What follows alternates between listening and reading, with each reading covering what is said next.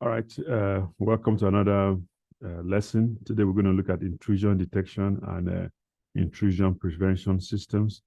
This is not a Halloween costume, it's actually a video filter from Zoom that we're just trying to see how different it looks. But I thought it ties in with the subject about intrusion detection and intrusion prevention, but let me just remove it. So IPS, IDS, while they are traditionally different topics, but they are related. And as you see, many entities today have actually started combining the two concepts together in as a defensive mechanism. So when we normally talk about intrusion detection, we're looking at the system that is more passive, whereas the intrusion prevention tends to be a little more active. Let's use our normal slide deck here. As you see on here, it's our standard deck. That's the information about the topic. And then you will see how to connect with me. Let me make sure I change this deck because it's like it's showing a different concept in here. All right, so that's our normal information, our disclaimer. So in this module, actually, if you look at the textbook, like from Cengage, it's actually a very long text chapter or module, module 9, but I've decided to divide them up into different topics to make it a little easier for both the students or the people who are practitioners to handle. So for this section, we just want to look at how the models of intrusion and detection systems and prevention system, and then approaches employed by modern IDS or IPS systems. So in generally, we have what's called managerial administrative controls, and then you have, of course, technical controls or logical controls, and then your physical controls. But here we're just saying that protecting organizational assets relies a lot on, of course, managerial, but technical controls have to implement the managerial controls, right? So an intrusion detection system, basically, it tries to see if an attacker is trying to intrude on your system or violate some kind of security policy without taking any action. I always make the analogy to clients or students, like it's like you have a security guard, it's watching the person. It says, oh, somebody's breaking into your house, and he doesn't do anything. Whereas the intrusion prevention system, right, we actually be the guard stopping you from entering in there, right? So the prevention deters you from doing it, and then the detection just basically sets an alarm or notifies you that something is happening on your system. So what is happening now is a lot of organizations now have combined the two, or I should say vendors have combined the two technologies together, right? So we now have, instead of just IDS, we have IDPS. So it's an automated system that doesn't really require human interaction. So what they can do is they can terminate the session or network connection. They can block access to the target system. Of course, block access to the actual information assets, right? Some terminology we use in IDPS include false negative, false positive, alert, alarm, confidence value evasion. But let me focus on false negative and false positive. False negative would be nobody's breaking into your system, but it says somebody's trying to break in. And of course, false, so that'll be false positive, right? And then false negative is somebody's trying to break in, but he doesn't recognize it. So you see in that situation, a false negative is more dangerous, right? So to restate, false positive is where you say somebody's trying to break into your system, but the person is not really, right? And then false negative is when you say somebody's not breaking into your system, but they're actually trying to break into your system. All right. So you use the IDS, obviously, to identify and report an intrusion. Maybe you can quickly contain an attack or prevent, maybe allow you to maybe mitigate the loss or the damage. And maybe you can detect and deal with maybe some attacks, or things that are going to be before attacks. They call it a preamble. And another thing you could do is help you gather information to see what happened after an intrusion and maybe why, right? And for some I call it maybe lower level hackers. It might be a deterrent, right? Because increasing the fear of detection. It could be for like maybe if you have an insider threat, an employee that wants to do something and they know that you have an IDPS, it could maybe prevent them from doing that, right? This is a very, very important diagram in cybersecurity. You should be aware of it. I could do a separate video on this, the cyber attack kill chain. You see the process it goes from the weaponization all the way to the end, right? This is a very good, it comes from the military technology, but I don't really see any user go in depth in here, but you can always send me an email or ask for a video that deals with this. All right, but let's look at the types of IDS or IDPS. So we tend to classify it as whether it's placed on a host machine, meaning an individual machine, or if it's placed on a network. So if it's on the host, it's for like in my own individual Windows system, or placed on a network, right? So on the network, obviously, you include wireless IDS that focuses on the network, and then network behavior analysis, right?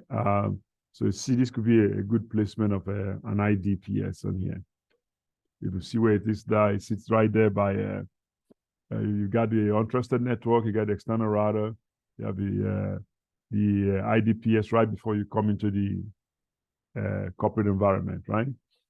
So network-based IDS, obviously, it resides either on a computer or it's on an appliance connected to a segment of your network, right? And we put it at a specific place where you can monitor traffic that's going in and out, both ingress and egress traffic. So what the network NIDS or NIDPS does is it kind of compares like a measured activity to human signature in a known like a knowledge base to detect attacks. So you can use a special implementation of what's called a TCP/IP stack, as in transport layer or IP stack. All right. So the advantage of the network based IDPS, while it's really passive, it can be deployed into like an existing network with very little disruption to your normal network activities, right? And they're not susceptible to direct attack, and some attackers might not even know that it's there. And then it can enable you to monitor a large network with a few devices. The disadvantage is it can become overwhelmed by your network volume. And yes, it can fail to recognize some attacks. It requires access to all traffic that is being monitored. And this one is interesting. It cannot analyze encrypted packets, right? And there's a debate as to whether it can really ascertain if the attack was successful or not. And it says that fragmented packets are not, the network-based IDPS are not very good at detecting fragmented packets, right? So again, some of the types of network IDPS will be the ones you have for wireless, to look at wireless traffic, access point, location, network behavior analysis is right there. So the host-based one, as I said, is placed on a particular computer or, of course, on a server, and is actually monitoring activities on that particular system alone. So you have like benchmarks, benchmarks and monitors like the status of some files, and it will detect when the intruder creates, modifies, or delete files or folders. One we used to use to teach clients would be like canary token. You place it there, and when somebody goes and it says, "Hey, somebody sent you an email alert," you can get that off the net. It's an open source. Now, the advantage of this is that you can actually access encrypted information that is traveling over your network, right? And be able to make decisions about potential actual attack. Most of the host-based, they work on configuration and change management, right? So this is a diagram to see network-based sensor architecture, see the passive one. So what is the advantage of host-based IDPS? You can, again, I already said you can look at the encrypted packets, right? You can detect local events. I say it functions on host systems because of course, you got to encrypt and decrypt the package, right? So when you decrypt the package, you can look at the contents. And it's not affected by what's called switched network protocols. And yes, this one can actually detect inconsistencies in maybe applications and system programs, because it might look at records stored in your audit files. The disadvantage is small management issues. You got to manage all of them, right? It says vulnerable to direct attack as opposed to the network one. It doesn't detect multi-host scanning. And then, of course, it's susceptible to denial of service attack. And it can use large amount of your disk space, which means it can also affect your performance of your system, right? So IDPS detection methods, there are really a couple of ways that all of them work. Signature-based, which goes through a knowledge base and looks at to try to detect based on what is considered maybe either the use or misuse detection. It examines network traffic to look for patterns that match the known signatures. Because many attacks have a clear and distinct signatures, it's really effective, this approach. But the issue is that if you have what it's like 0-day or new patterns that nobody has known, it might be difficult for them to detect that, right? The other one is the anomaly-based detection, or it's called behavior-based detection. So you collect statistics by observing your network traffic so you can know what is normal, right? Because you have to know what's normal before you know what is abnormal. When you see something that is outside your parameters or what's called clipping levels, then you send an alert to the administrators, right? And with this one, you can detect possibly new types of attacks. So this is something called a stateful protocol analysis, just basically comparing normal and not normal protocol profiles against observed traffic. There's some drawbacks to this, but I don't really spend much time on this. There's also something called log file monitors. This reviews log files generated by both your server, a network device, and also other IPS for patterns and signatures. This one uses up a lot of resources, right? A little quick question here. I call it knowledge check. Intrusion detection consists of procedures and systems that identify system intrusions and take action when an intrusion is detected. Now, this is a trick question if you're going to be taking a test, like a Security Plus test or CISM or CISSP or CASP Plus. Read the question carefully, right? It's false because an IDS does not take any action once it detects it, right? It just sets an alarm. It doesn't like do take any active measure to stop it, whereas an IPS does that. But again, now that you have a lot of vendors combining the two, confusions could arise if you see a question like that, right? So make sure it doesn't say intrusion detection and prevention, right? So IDPS, this is the response to external stimulation based on your configuration, right? So you can classify it as active or passive. Active means collect the information, maybe modifying network environment, taking actions against the intrusion. That would be an active one. Passive just sets off alarms or notification. So because they're combining IDPS, you now see that they're combining what an IPS does and what an IDS does, right? All right. So how do you select your own IDS or your products? Of course, think about technical and policy issues. What's your environment, security goals, your existing security policies, and of course, your organizational requirements and constraints, right? What are your resource constraints? Look at the features, the product features and the qualities. Is it scalable to your own environment? Can it go up, right? How has it been tested? You can read reports on there. So like Snort is an open source one that you can see.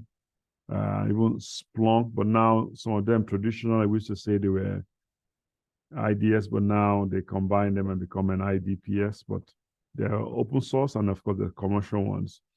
What about what user level of expertise is targeted by the product? So I teach Splunk at the university and Snort. So most people who graduate from schools would have probably learned about Snort. But if you know how to use one, it might be easier to learn another one unless it's very complicated. Can it evolve with the organization? What about support provided by the product, right? So the IDS perform the following functions where they monitor and analyze the traffic, they test security states, they give you they do baselines for you. Of course, they recognize patterns of events that correspond to what's called a known attack. They manage OS audits very well, right? But there's some things they don't do very well. So IDPS, they don't really compensate for weak or missing security mechanism in your organization, right? If there's heavy network or a lot of processing, they might have a lag or inability to do it, right? And of course, we already said they don't detect new attacks or variations of existing attacks very well. They effectively responding to attacks by sophisticated attackers. They don't really do that very well. It's said that they don't automatically investigate attacks without human intervention because somebody has to check it, right? But now AI has kind of changed some of these things because if you have some of these products, they are incorporating AI to be able to do some of this investigation, right? So there's some attacks that are actually intended to defeat or circumvent IDPS. So the IDPS themselves don't really work effectively against those ones, right? All right, so where you deploy or put your IDS also determines on, we say 3 basic things. There are 3 ways to do it, right? Centralized, all the functions are implemented and managed in a central location, fully distributed, all the controls are applied at the physical location of each of the IDPS or partially distributed. That's just how you want to deploy it, right? Based on your own decision. All right, just know that you need to really take great care in deciding where you want to locate it. You need to look what's your strategy. You can use this in combination with other security appliances, right? So NIST recommends 4 locations for NIDPS for the network one, right? So it's either behind or each of the external firewall, your network DMZ or your network screen subnet, outside an external firewall, on major network backbones, or on critical subnets. So it's a matter of decision. Now, for the host-based IDPS, it says this could be time consuming. You need to really think about what are critical systems first and where you should put it. So maybe start installing all of them until all your systems are installed. So how do we measure effectiveness of IDPS? Maybe you want to tell the management return on investment. Was it effective? We spend the money. This could be something that will help you. You could say at 1 gigabits per second, IDPS was able to detect 99.84% of direct attacks, right? So these are part of the 4 dominant metrics that they use to evaluate it, which is thresholds, blacklist, whitelist, alert settings, and then, of course, code viewing and editing.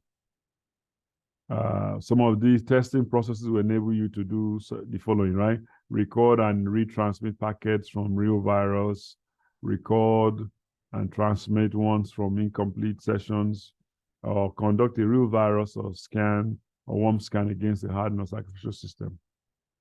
Just know that when you're testing it, make sure the test is realistic. Another knowledge check. The primary advantage of centralized IDPS control strategy are cost and ease of use. False, right? The real advantage of centralized IDPS is the control it gives to the system operators. It's definitely not going to be cheaper, right? So, as I said, wisdom of IDPS. Many vendors have created enhancements to IDS systems to make them into IDPS systems. So it doesn't just detect, it also prevents. All right, so a little summary here. The whole idea with the IDS is to identify potential intrusions and sound alert. I would say IDPS works like a burglar alarm by detecting the traffic, that validates the system, and then activating the alarm for you, right? So there's signature-based ones, and there is obviously a anomaly-based one. Please feel free to send me any questions. Subscribe to the YouTube channel. This is one of those longer and more technical videos. But all you need to get from here is, traditionally we've had IDS, intrusion detection systems, and then intrusion prevention systems. So now many vendors combine them. An intrusion detection system just looks at traffic coming to your network, either based on the signature or abnormal behavior, and then sends an alert. An intrusion prevention system sees what the IDS will see, but it would take an action either to drop the network traffic, would take some kind of action against that. So when you combine them together, you now have what we call the PS, which is a combination of the two systems. Okay, so thank you for listening to this one or watching this video. Have a great day.